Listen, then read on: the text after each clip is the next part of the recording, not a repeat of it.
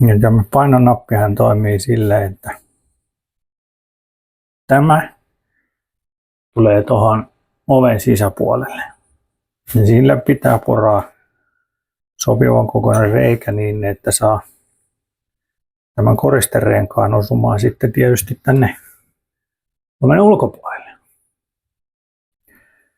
Ja sitten niistä tulee tämän näköinen. Ja tuossa on tuollainen pieni kieleke.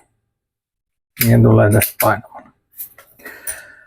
Ja se kieleke pitäisi sitten osua tähän kohtuu pieneen metallikikkareeseen, joka pitäisi tulla sitten oikeaan paikkaan, oikeaan syvyyteen ja niin edelleen, niin että se myös jää oikein kiinni siihen.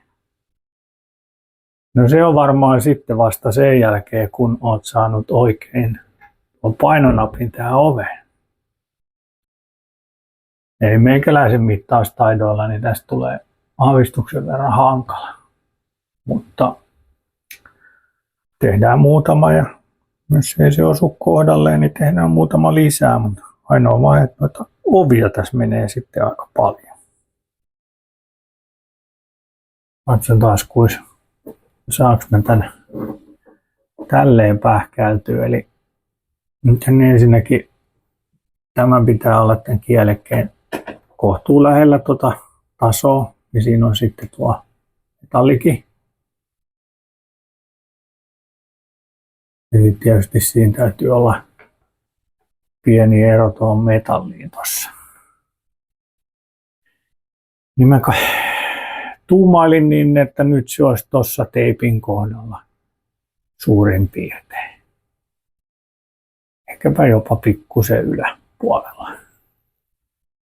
Ja nyt sitten jos mä laitan oven kiinni, niin se taso pitäisi olla tuossa.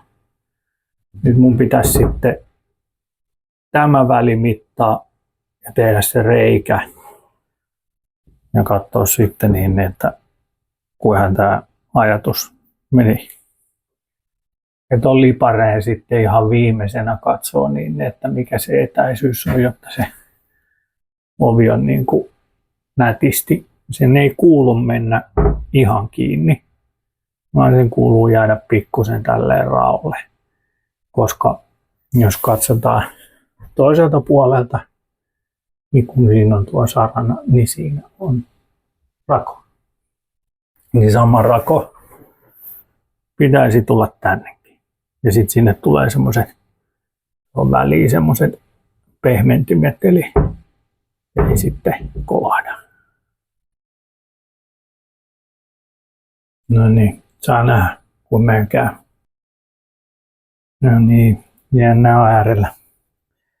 Me ensin vedetään pienellä ja 19 millisellä, kun se oli se koristerengas. Tuo on 20, mutta tietysti kun nuo porot vähän elää, niin yritetään ensin 19 millisellä. Tuohon on arvuuteltu nyt reikä, niin kohta nähdään, että kuinka tässä käy. Molemmille puolille teipit, niin katsotaan niin, että jos se ei nyt ihan kauheasti rikottaisi paikkoja.